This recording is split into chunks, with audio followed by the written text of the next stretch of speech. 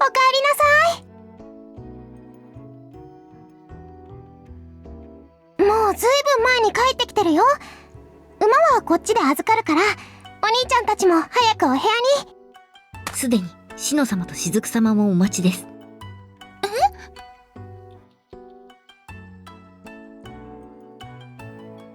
つい先ほど。どうかなさいましたか？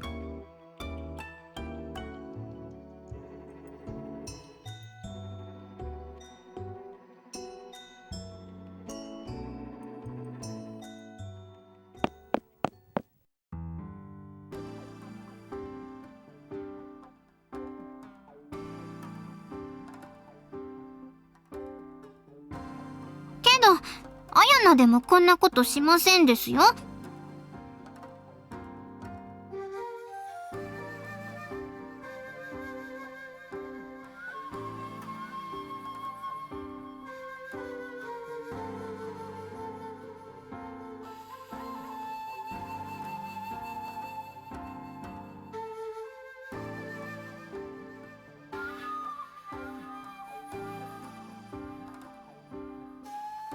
それにしてもミク様の意図が気になりますね。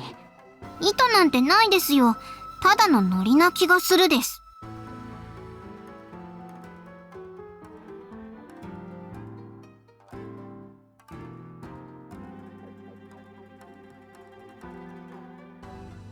健介様、殴り合って武田の真意を確かめに来たっていう考えなんだってあやなは思うですよ。そうですね。私もそれが一番ミク様らしいと思えるんですが。右に同じです。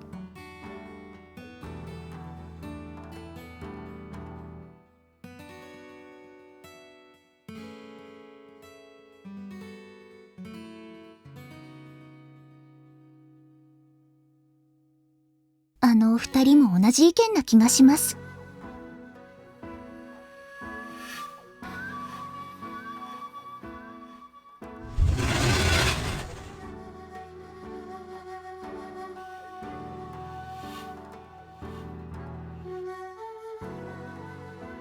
一切コナミより伺っております。おかえりなさいませ、健介様。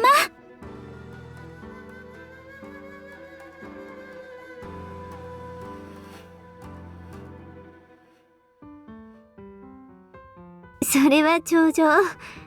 後で皆でいただきましょう。現状については？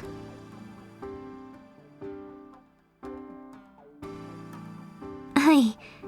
越後勢は国境を目指し、ゆっくりと南下中。目的地はおそらく。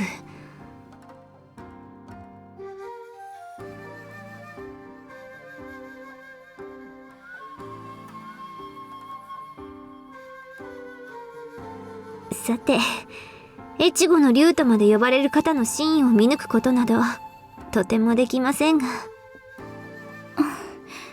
おそらく健介様の読み通りかと。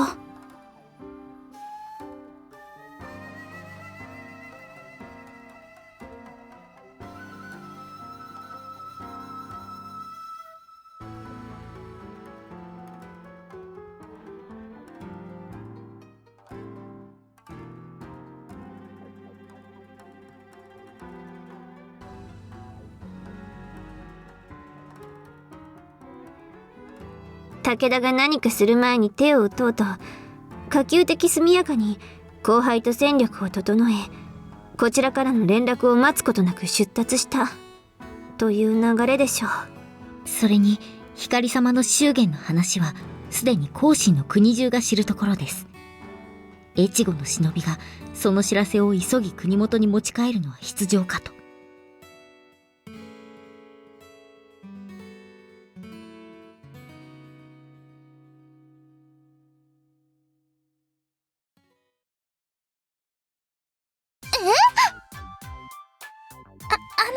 健介様、それは本気でおっしゃっておいでで。一緒になって盛り上がってる気がするです。むしろ焚きつけた可能性もありますね。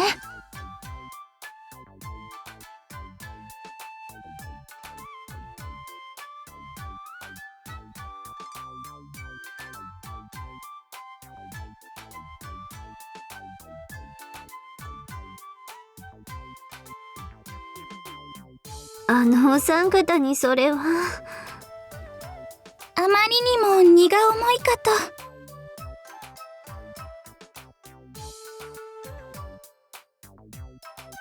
と。ユウさんはもともとカズハ様に文句を言いつつもずっとおそばにいらっしゃいますから。ユウさんで抑えきれるならおそらく都はもっと平和だったかと。ボタンが狂い咲く様が目に浮かびますね。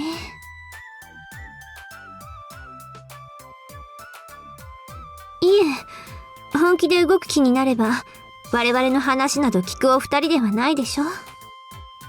すみません。私もあの二人の本気を止められる自信はないです。仮に我々が残ってもマリさんの件を予期できたとは思えませんし、せいぜいヒヨさんかコロさんに頼んで急の一報を送るのが精一杯だったかと。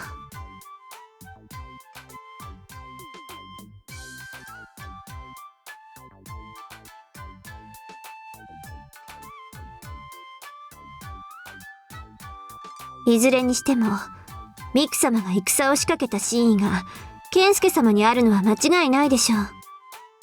ということは武田、長尾ともに引くことはできないということですね。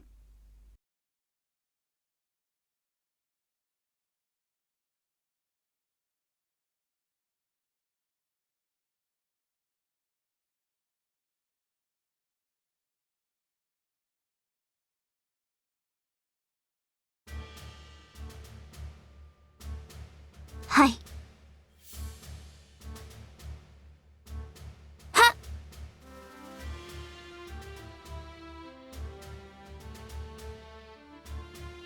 そのお言葉をお待ちしておりました。私たち妻一同、ケンスケ様の願いを叶えるために全身全霊をもってお仕えいたしましょう。はい。天性、何なりとお申し付けを。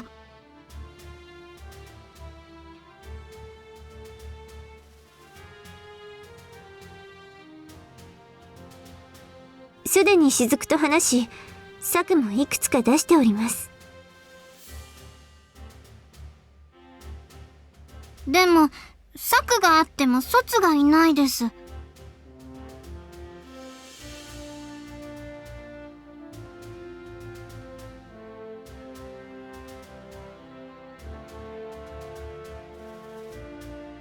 それとも私たちだけでなんとかなる策でも？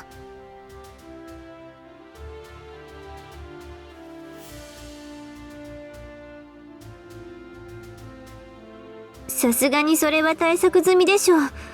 ミク様もあれの恐ろしさはよくご存知のはずですので。なら自分が闇に紛れて健介隊に直接接触を？それもしません。越後の抜き猿は本来情報収集ではなく忍び狩りを得意とする部隊。越後側が軍を動かした以上、コナミさんを送り込むのは危険すぎます。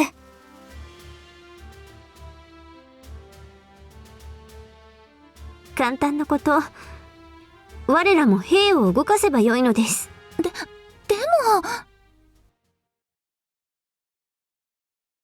話は聞かせてもらったよ、お兄ちゃん。その前にお茶持ってきたよ。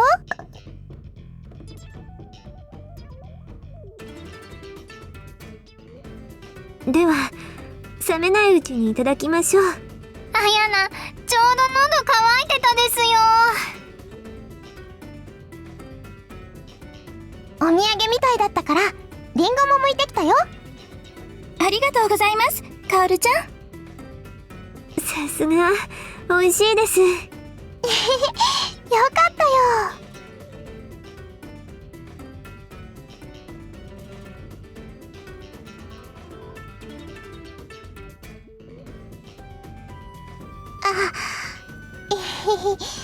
悪い子でごめんなさい。別に悪い子ではありません。カオルさんには私たちがお願いして来ていただきました。お友達の力になるのは当たり前だよ。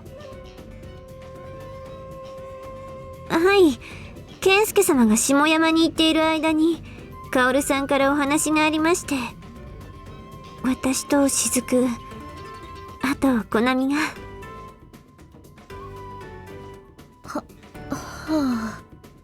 ダメだった？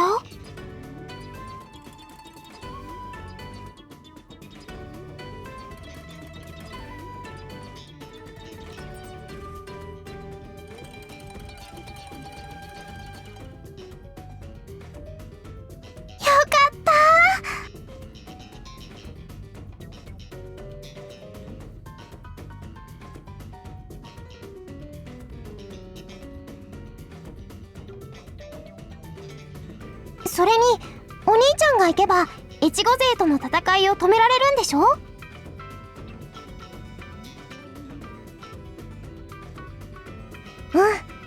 それは間違いないよ。だったら私はお兄ちゃんたちに協力するよ。私の隊ならすぐ動かせるし、しのちゃんたちの好きに使ってくれて構わないよ。今は駿府のことが先だし、カオルも越後と手を結んで鬼を退治する方がいいと思うから。ずるいです。しの、あやなもお友達になりたいです。だったらあやなちゃんも？かよもいいです。だったら2人増えるですよ。私はカオル様が構わないのであれば。構わないよ。私もそっちの方が嬉しい。ではよろしくお願いします、カオルさん。みんなに力を貸す理由が増えちゃった。であればあとは光様の説得だけですね。それは許してもらうから大丈夫。もし許さないって言われたら、お姉ちゃんが飲むお茶にわさび入れちゃうんだから。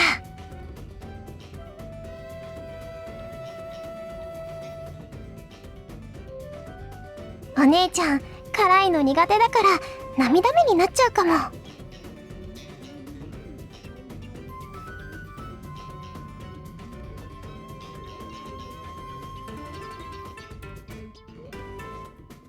大丈夫だよ。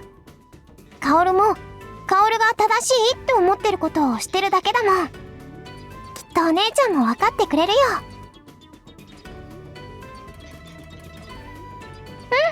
任せて。でも本当にしのちゃんたちの言ってた通りになったね。申し訳ございません。根回しは早い方がいいかと思いまして。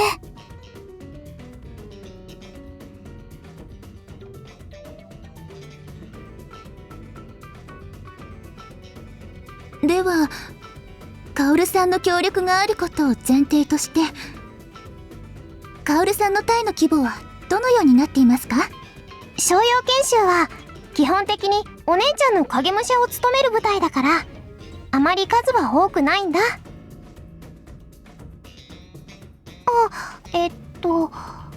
カオルね、絵を描くのが好きで、その時の記号に商用剣って書くんだ。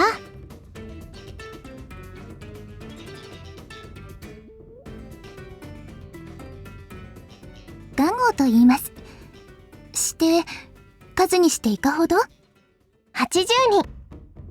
牙が40、弓が10、槍が10、鉄砲が10。あとは小荷だとかかな。鉄砲が10ですか？健介隊の鉄砲の数が破格というだけですよ。それと比べるのは酷というものです。別に比べてなんかないです。健介隊ってそんなに鉄砲があったの？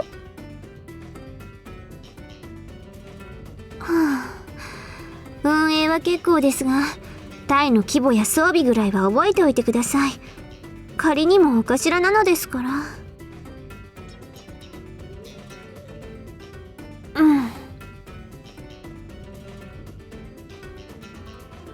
鉄砲はおよそ200ほどでしょうか。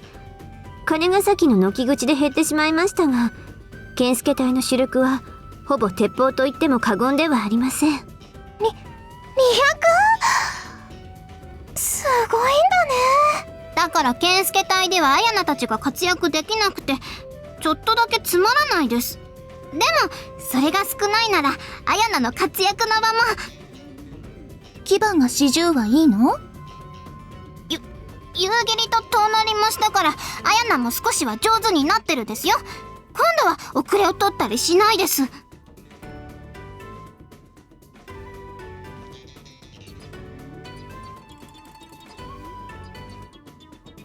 ごめんね、少なくて。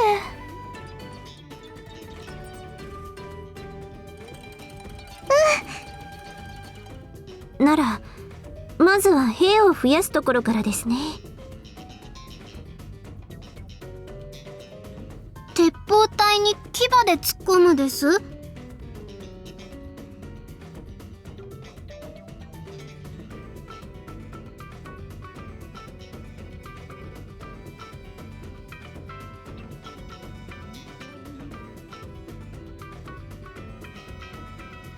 そこは商用研修の連動次第ですね。武田の騎馬部隊にそれを聞くのも愚問かとは思いますが。それは大丈夫だと思う。少なくとも他の騎馬隊に遅れを取るようなことはないよ。ならアヤナが遅れを取らないようにしないとね。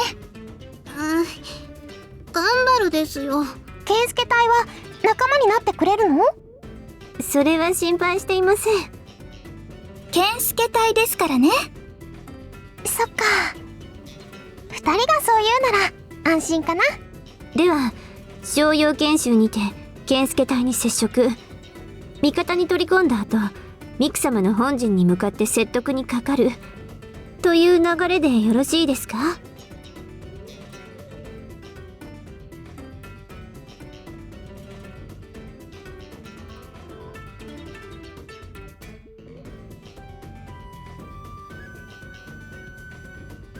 大方針などそのようなものですよ。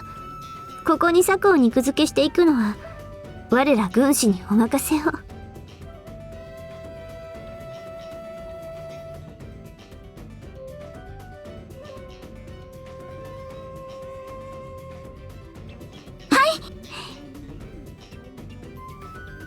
新田健介、親方様がお召しら。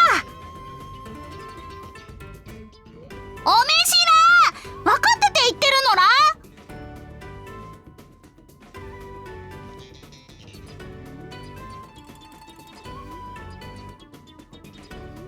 ってカオル様、どうしてこんな男のもとに。離れないと孕まされてしまうですよ。しのちゃんたちと一緒だし大丈夫だよ。そっちの方が危ないです。とっと、アヤナたちも軍議に参加していいのです。当然なのら。天球様以下主要なものは集まるようにとの仰せなのら。遅れるんじゃないですよ。まずは武田も大方針を決める段階なのでしょうね。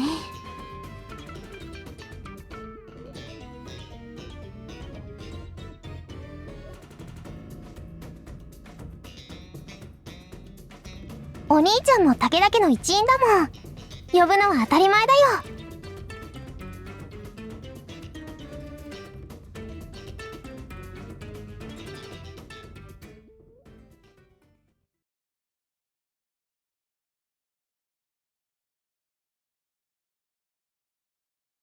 おう、夫殿、お待ちしておりましたぞ。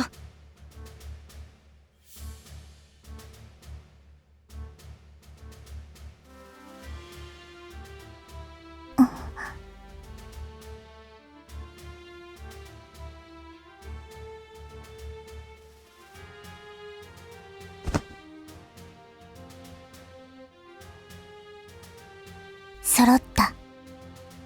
では軍議を始める。粉雪。現状の報告をするぜ。先日旦那の使いで越後に向かった早馬が春日山に向かう途中で春春日山から南進する越後の大部隊を発見したんだぜ。で、事態は急を要すると判断した使いは、きびすを介して武田領に帰還。国境ののろし台を使って、つつじヶ崎館まで、越後の異変を伝えてきたんだぜ。これが昨日の晩のことなんだぜ。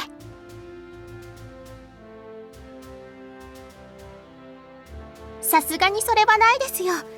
すでに詳細な情報を持った早馬も届いていますから、詳細はそちらで。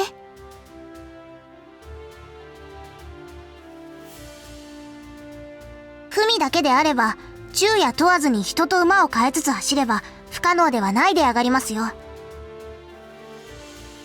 のろしの知らせを受けた時点で、すでに黒人衆は兵の収集を始めております。あとは必要な数と出陣の知らせを待つのみ。苦労。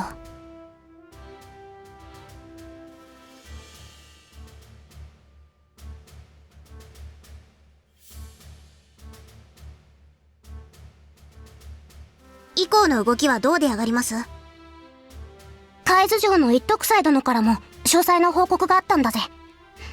越後勢は飯山街道を南下、飯山城に兵を集結させつつ戦の準備を整えてるそうだぜ。飯山なら行き先は決まりなのら。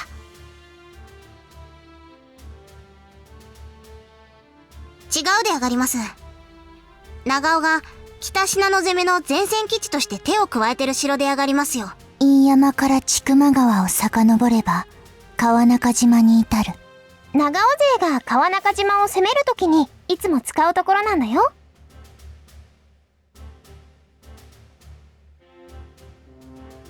ただ、今回の長尾の侵攻、腑に落ちない点がいくつか見受けられます。続けて。一徳斎様は越後に忍んでいた吾妻衆の報告も合わせて送ってくださいましたが、どうも今回の長尾勢はいつもほどの準備もなく春日山を立ったようなのです。あの戦校舎が出上がりますか？慢心して勝てる相手って思われてるなら簡単だぜ。そんな相手じゃないって徹底的に教え込んでやるだけなんだぜ。だが、罠という可能性もある。その可能性は高いですね。親方様はどうお考えです？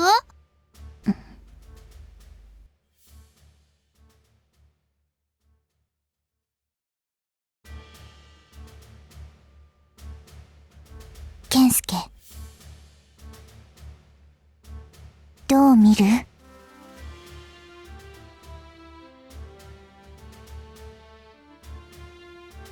構わない。あ、では。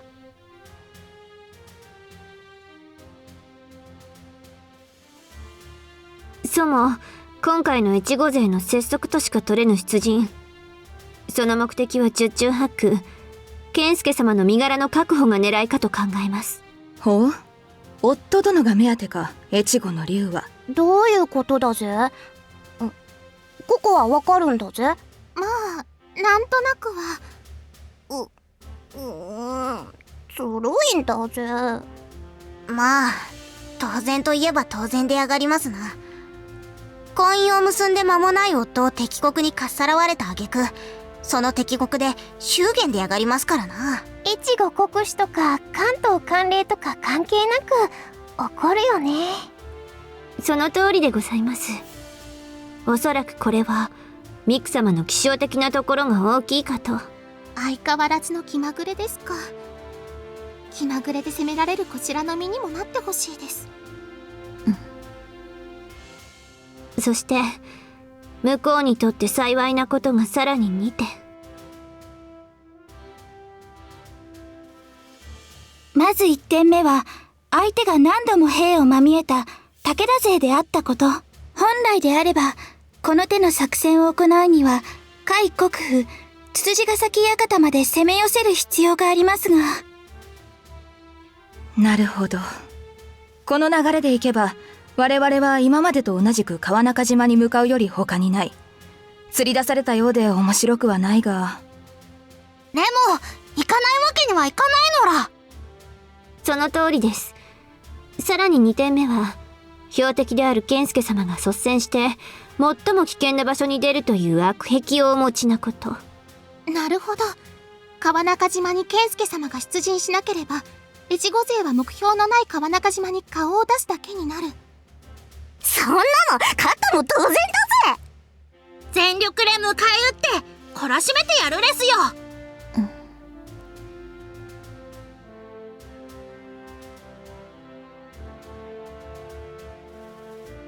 姉上、健介の話はまだ途中。向こうの利に夫殿が前に出る悪癖を挙げているということは。はい。この前提を踏まえた上で健介隊から提案する策ですが、健介様を最前線に出します。はあ？意味がわかんないのら。相手の狙いが旦那って分かってるのに、なんで旦那を出すんだぜ。停戦を狙うとおっしゃるか？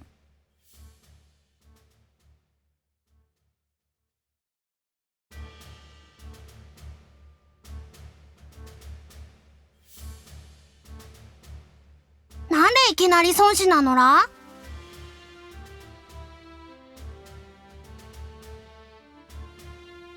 手上がります。身内の恥を注いで甲斐の民の不安を取り除くのが一番で上がりますよ。確かに今の回に長尾の相手をしている暇はない。長尾との戦で損害を出すのは確かに下の下だな。故に孫子を持ち出したか？おう？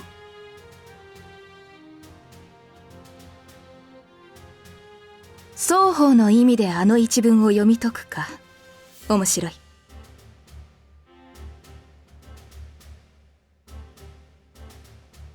注釈書とな。それは工学のために一度読んでみたいものだな。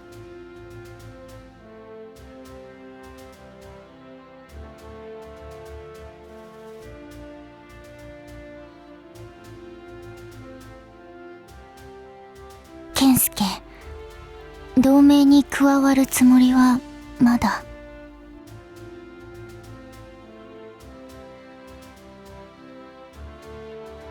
それに何より駿府攻めの大義名分は未だ越後側に残っています。お。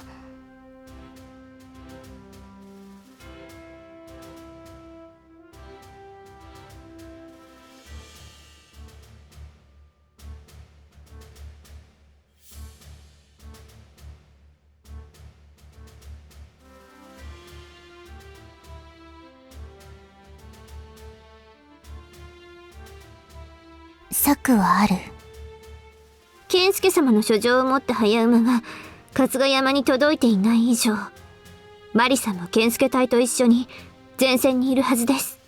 そして健介隊に健介様が合流できれば、マリちゃんも健介隊も健介様に力を貸してくれるでしょう。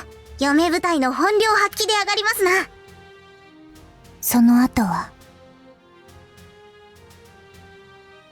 ミクの説得。そこからが肝心で上がりますよ。なんだ、肝心のところがそれとは。そういうところが信用できない個人なのは知っておりますが。やっぱりミクはダメ。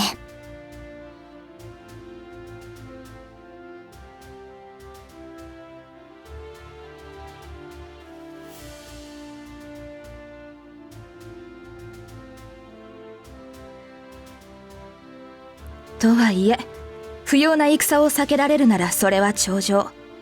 最悪長尾と戦うにしても、氏真公をこちらに引き込めるだけでも夫殿の策に意味はあろう。ま、長尾が殴ってきたんだから、殴り返しても罰は当たらないだぜ。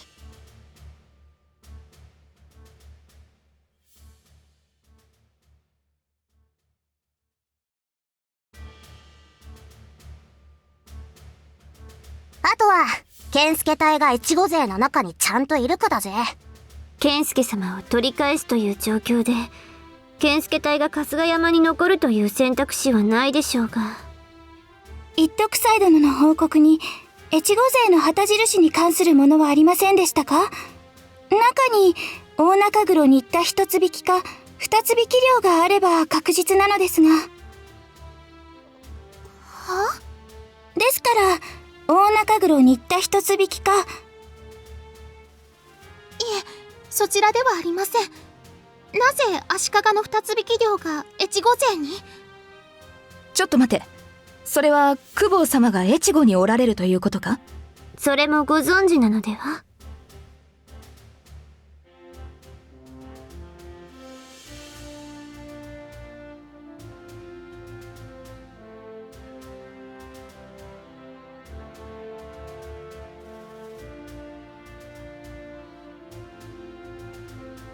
天球様、春日山にいたという健介隊の陣ぶれはどのようなものでござったか？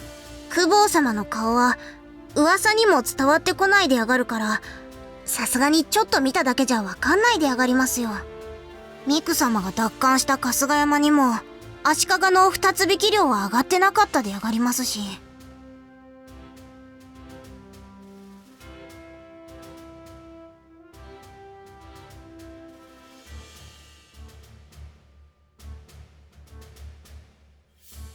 それは義輝公はそれを許すような御仁なのか？ということは、ここで川中島で正面から相対すれば、我らは将軍家に弓引くことに。健介。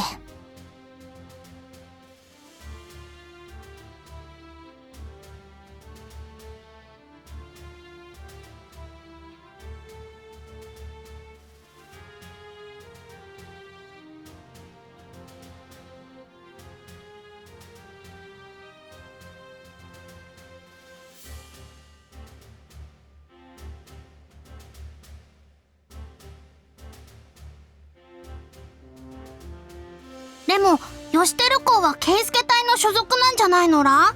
新田健介が健介隊を取り込めば義輝公も。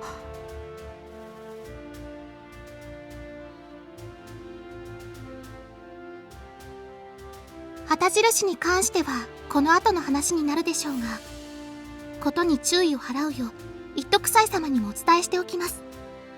いずれにせよ戦を止めねばならん理由ができてしまったようですな。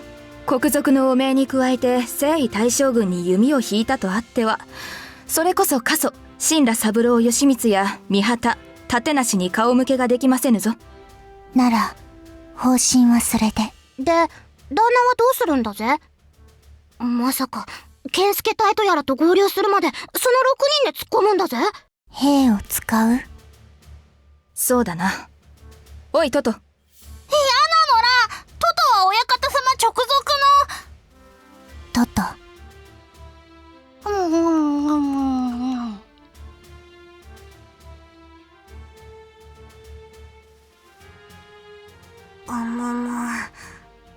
一文衆も貸せないでやがりますし、他に兄上の言うことを聞いてくれそうな兵でやがりますか。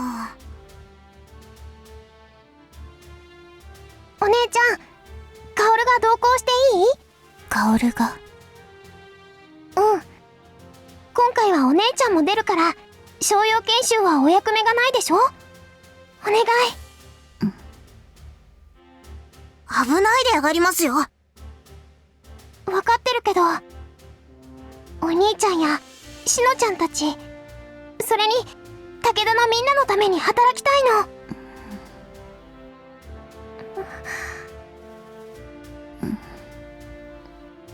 お願い。ダメって言ったら。お姉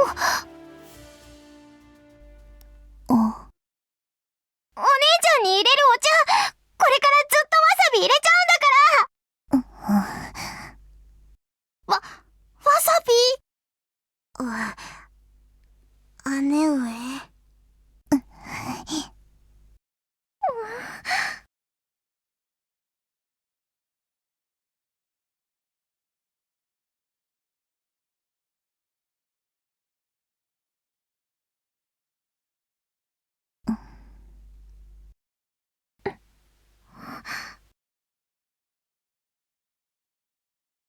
わさびは嫌。健介。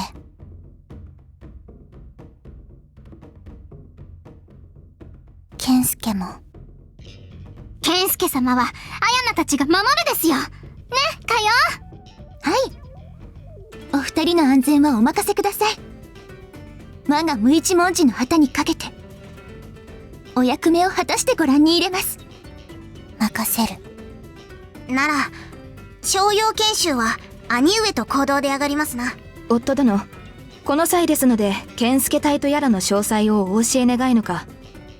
義輝公といい氏真公といい、夫殿の隊は不明な点が多すぎる。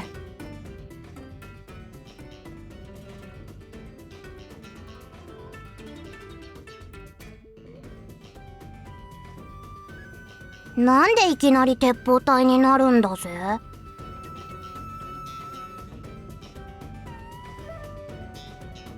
現在の兵は300ほど。将軍近衛の足利衆や姫路の鉄砲部隊、その他武将の引き連れた衆の混成部隊といった様子を呈していますが、出自もあってかなり特殊な集団です。混成部隊なんか別欄珍しくもないのら。鉄砲隊ってそんなに鉄砲が多いんだぜ。何十丁ほどあるのですか？そうですね。現在は200丁ほど。何ですと試験部隊の本隊に加え、姫路州や紀伊の国の鉄砲傭兵なども加えておりますし、鬼との戦いを含む多くの実戦経験を積んでいます。連度も並の鉄砲足狩りより上でしょう。他の将は？和葉様、マリちゃんの他は将軍家に仕える細川家の細川与一郎殿がおられるくらいで、そこまで特筆すべき家柄の者はおりません。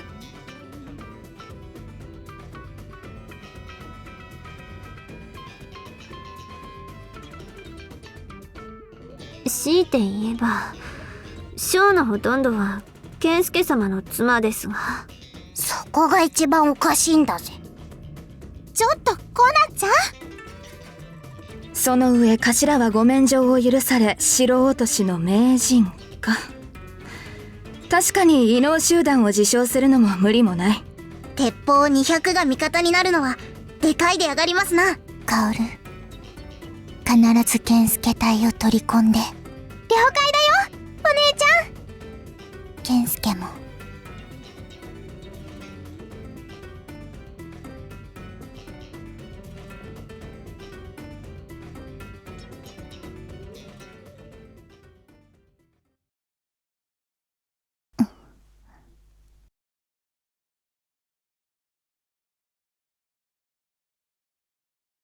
黒人衆を招集。15000をめどに。御意。皆すでに動いておりますれば、急ぎ必要数を絞り込みましょう。大方針は健介の策でいい。でもそれが当たるかはわからない。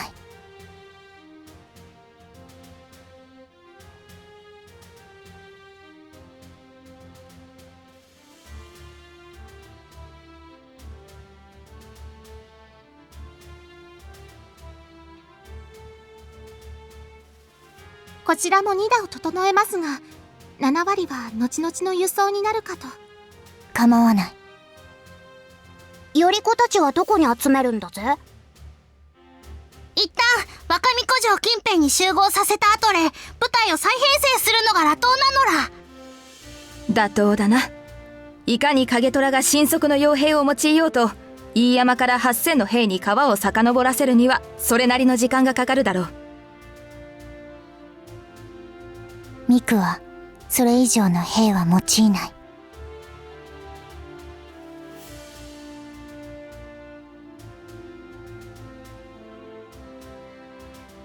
この日数で集められる数の上限なのでは？お姉ちゃんは15000の戦力を2倍にも3倍にもできるから、これで十分なんだよ。それはどういう？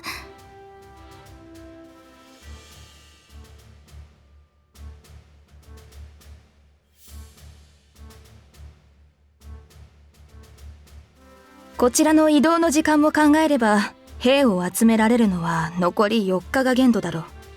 それでいい。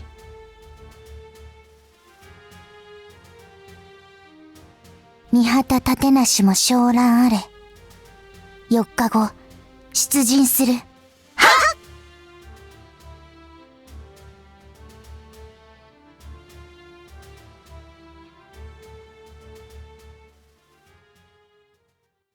とりあえず、なんとかなりましたね。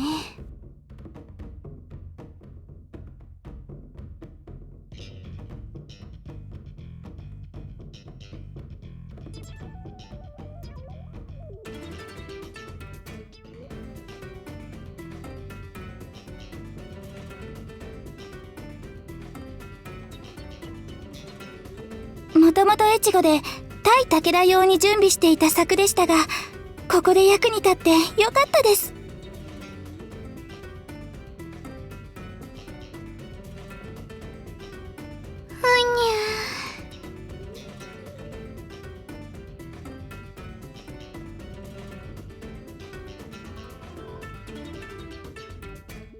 越後勢と健介隊の話は出たですけど、松平衆の話が一個も出なかったです。殿さんたちは元気なんです。殿のことだから息災でいらっしゃるとは思うけど。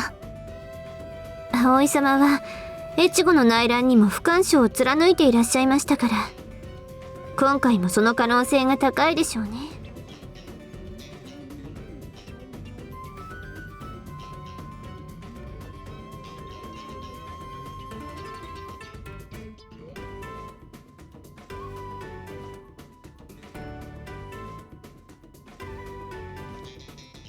はい、旗印の情報はこれからでしょうから、三つ葉葵についても気をつけていただくよう心さんに伝えておきましょ